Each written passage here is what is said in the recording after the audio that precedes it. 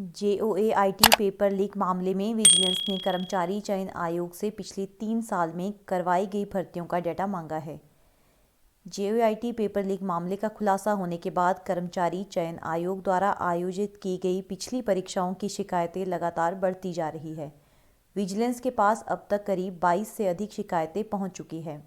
Vigilance को मिली इन शिकायतों में पिछले 3 साल से आयोजित की विभिन्न विभागों की भर्ती की परीक्षा का पेपर लीक होने की आशंका जताई गई है। विजिलेंस ने शिकायतों के बाद आयोग की परीक्षाओं की जांच तेज कर दी। विजिलेंस मुख्यालय में पेपर लीक की 17 शिकायतें आई थी। इसके अलावा हमीरपुर जिला में भी विजिलेंस के पास पेपर लीक मामले की 16 शिकायतें वेबसाइट, व्हाट्सएप और ऑफलाइन के जरिए मिली हैं।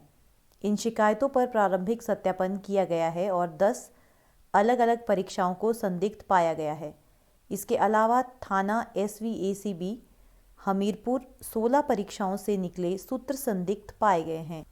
इसलिए 20 परीक्षाओं में कथित कदाचारों को और सत्यापित करने के लिए विजिलेंस की SIT ने जांच शुरू की। विजिलेंस के पास पहुंच रही पेपर लीक होने की शिकायतें अलग अलग पोस्ट कोड के पेपरों की है।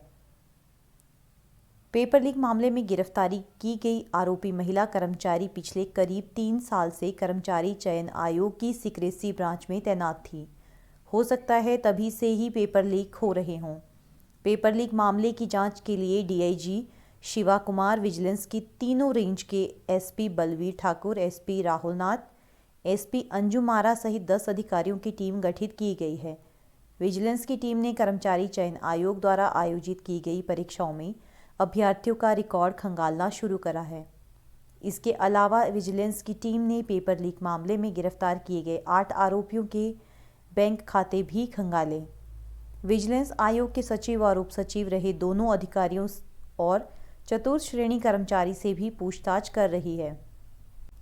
पेपर लीक मामले के सामने आने से कई सवाल खड़े हो गए हैं। क्या यह धंधा पहले से चल रहा था?